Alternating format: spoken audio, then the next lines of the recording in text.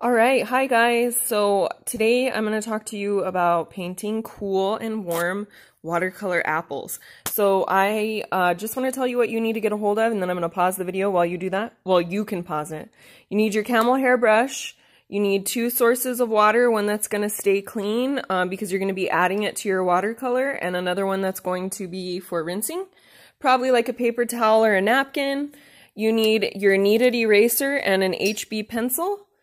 And then you need your little 5 cups, your pipette, and your watercolor. So go ahead and get those things together. All right, so now what we're going to do is on the paper that you have your circle where you were supposed to do your watercolor gradient with the purple color, or maybe you chose blue, we are going to, on the other side of it, we're going to do another exercise before we do our color wheel in the middle. That's what this circle is for.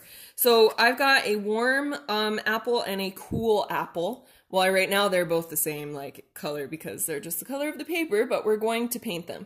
So here's a couple of tips. I'm not going to do the whole painting with you guys. Basically, I want you to learn like how to use watercolor in this. So you're going to have to like mess around. Things might look a little weird, and that's okay. We're just doing it because that way we can practice and learn. It's like the first time you ride your bike, you know, it's not going to be that pretty. Well, this might be the case with these watercolor paintings. So what we're going to do is first draw 2 apples. I've actually drawn these apples a lot darker than I normally would if I was going to paint them. The reason being that I want you guys to see it on the video. So if I were you, I would make sure that you definitely use sketch lines, and you can make it a lot lighter than this, and then it'll look better just because of that. Okay, the next thing you're going to do is get your watercolor paints. I bought myself these fancy ones because it was an excuse, since I'm teaching art again, to buy myself some more art supplies. You guys have your little one, but you could do just about the same things with them, but I just wanted to try this one out, so I'm going to. The first thing I need to do is decide what colors I want to use in my warm apple and my cool apple. So I'm definitely going to be using like some purples and blues in my cool apple. Are there normally blue and purple apples? No, but we're just gonna pretend, because that way we can see the difference between warm and cool colors. And then my warm apple. So I think with my warm apple, I'm actually gonna go kind of like Pink Lady, because I love Pink Lady apples. So I'm gonna start my base color with a really light orange. So I want to show you how I'm gonna mix that color. It's gonna be more of like a what's it called? A coral red, because that's the color of Pink Lady apples. So let me go ahead and I'm going to pause my video, and then I'll be back in a second. Okay guys, so even though I'm using my fancy palette, I'm still only going to use colors that you have available to you as well, because I think that's only fair. So I used my orange and my red, and I made this color, which is like very slightly reddened, but not very much. And what I'm going to do is I'm going to basically just put like some more water in that to kind of like mix it. I don't need very much of this paint, because I'm just going to cover, I'm going to do what's called a wash on my apple, and I'm going to cover the whole entire apple with this. Now, I didn't mention before, I have these arrows right here because that's pointing me to where the light is going to be, so that way I know where to put my shadows and stuff. But I'm applying this first color, and in watercolor you can apply the lightest color to your whole entire painting before you move on and do some other colors. So I'm actually going to really dilute this a lot, because I don't want it to be too colored, because this is going to be my accent, or my like I'm going to have a, what's it called?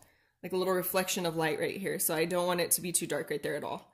So I'm just going to go around. One of the things that I do when I paint, and you don't have to, but I don't know, I feel like it always makes it look a little more authentic, is I kind of like follow the natural curve of things.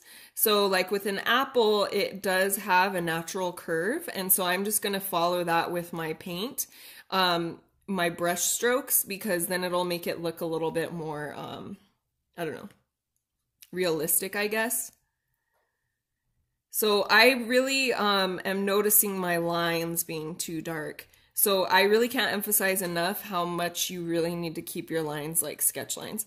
So remember how it kind of puddles a little bit? I'm going to make sure that where it's puddling is in this corner over here. Watercolor painting, you have to wait each layer. You have to make sure that it dries.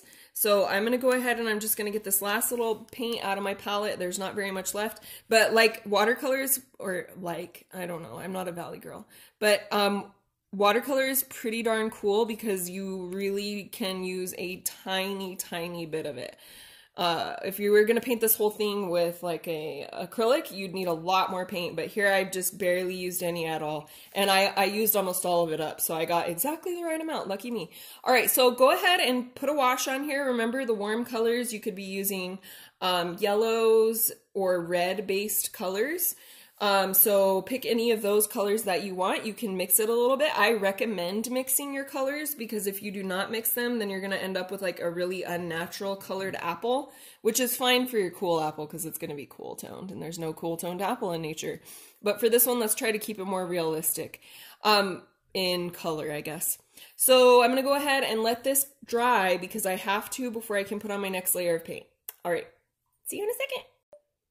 I can't emphasize enough, you really need to make sure that you give your painting time to dry when you're doing watercolor, because otherwise you'll be putting layers upon layers and it won't really have the necessary effect. So please make sure you do that.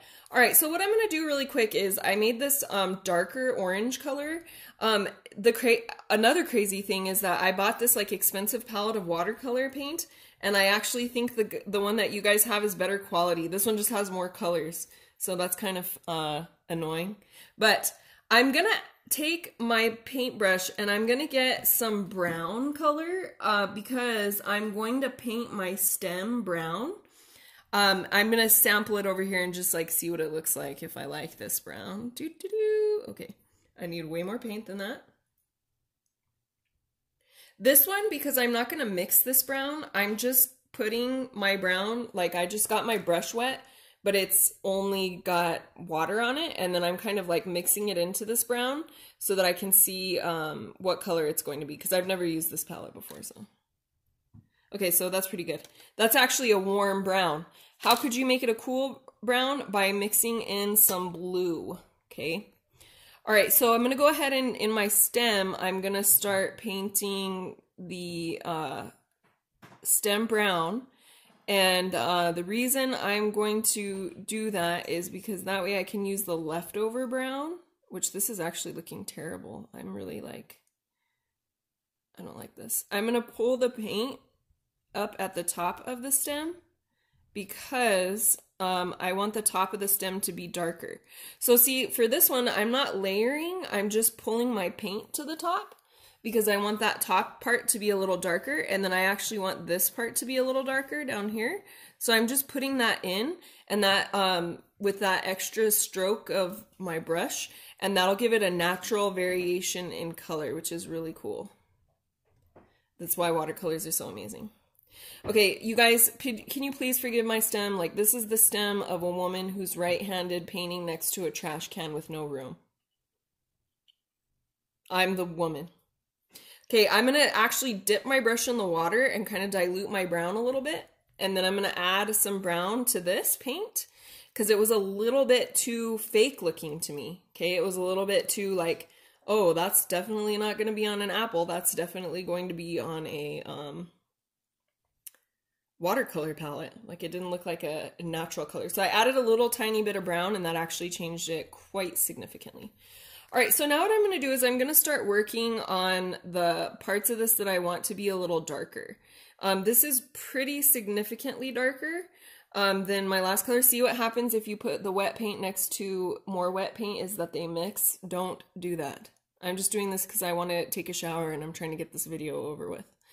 Okay, so now it's looking kind of like a pumpkin. So I'm going to have to change that, right? Because this is not a pumpkin. Maybe it is. Who knows? Okay, and I'm going around with my color, and again, like I said, if you follow like the shape of the apple, then it'll be a lot more realistic looking. So if you just randomly like put paint everywhere, then it doesn't look as realistic.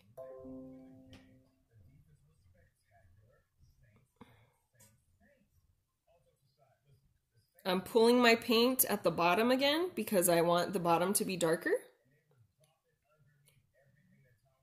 Okay, and now I'm going to dip my paintbrush into water without adding any more color to it. and that's gonna let me blend this into the rest of my apple. Remember, we're gonna leave that part up here that's kind of reflecting the light, so I'm gonna put more in my paintbrush, even more water, and kind of come around here and even more. I'm gonna, okay, so then now I have this little spot where it looks like light is reflecting on my apple. Only it really kind of does look like a pumpkin right now. I need to add more red.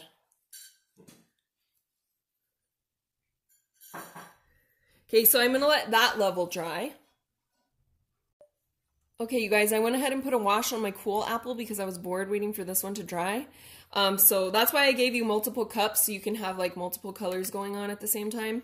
I also made my shadow color because I'm going to be able to use that in a second. So this is my shadow color, and it's a very, very, very, very, very, very, very diluted black. Like I just put one little teeny piece of black, and then I had to keep adding milliliters of water because it was just too dark. So I'm going to go ahead and I'm going to start adding my my last color, which I made this really red color. It's still going to kind of look pumpkin-y, this apple, but it's warm, so that was the goal, right? To do warm and to work a little bit on shading. So I'm going to come in here with this red, and I'm going to kind of like make sure that I don't have too much of it on my brush. I'm going to kind of brush it off right there into the paint well. And then I'm going to start on this bottom part, and I'm going to make some strokes that are really kind of like almost like sketch lines, but for watercolor paint. And the reason I'm going to do that is because I want to be really careful where I'm putting my paint. Because one of the things with watercolor is that you, with acrylic, if you mess up, you can like cover it up with something else because you can just paint something opaque over it. But with watercolor, you can't do that. Once it's on the page, it's on the page. You can't get it off of there. So I'm just going to keep adding a little bit where I really want these more defined, darker colors to be on my apple. And it's not like there is natural variation in apple color, but really the more important reason that I'm putting these darker colors down here is because that way it has some depth. It has some shading in just the color itself that I'm putting on without adding any of the darkness from the black. So I'm not making this into a tone. I'm just making it into a more intense color at the bottom. Less diluted color. So as you can see, like watercolor can make really beautiful variations on your page because it naturally has some. So it's really good for painting a lot of things that have a texture to it. And if you've ever looked at an apple, well, at least the Pink Lady apple that I'm talking about, there's natural variation in color all over that whole thing. So you want to really capture that when you're painting your apple on here. Okay, so now I'm going to rinse my brush, and then I'm going to consider my shadow over here. So let me rinse it. I'm going to rinse it really well because if we mix a color into this black shadow, it will not look like a shadow anymore. It'll look like a color that we're adding. So I don't want that. Okay, so here it is. I'm going to remix it because my paint is settling because like I said, even though this was a kind of like nice kit amongst the ones available at Hobby Lobby, it was still not very good. That's the other thing I don't like about Hobby Lobby very much is that they have a lot of supplies, but a lot of them aren't very good. So you're kind of like, Okay, so if my light's right here, then I know my shadow is going to have to be kind of like over here. And you see, or actually you can't even really hardly see it in the video. But that's okay because I can add more to it if I want to. So I'm going to get like a little chunk of black, a little tiny bit, and I'm going to add a little bit more to this so that it's a little bit darker. And you're just going to kind of like make your shadow of your apple over here where it would naturally be if the light source was up here. Oh, I hate painting from this angle. You guys, I normally paint with my hand, like where the trash can is. So this is like really difficult for me. So don't judge. All right, so that is basically how you do it. Now you guys can continue on and finish your cool one, then take a picture of those and send them to me. I hope you have a beautiful day.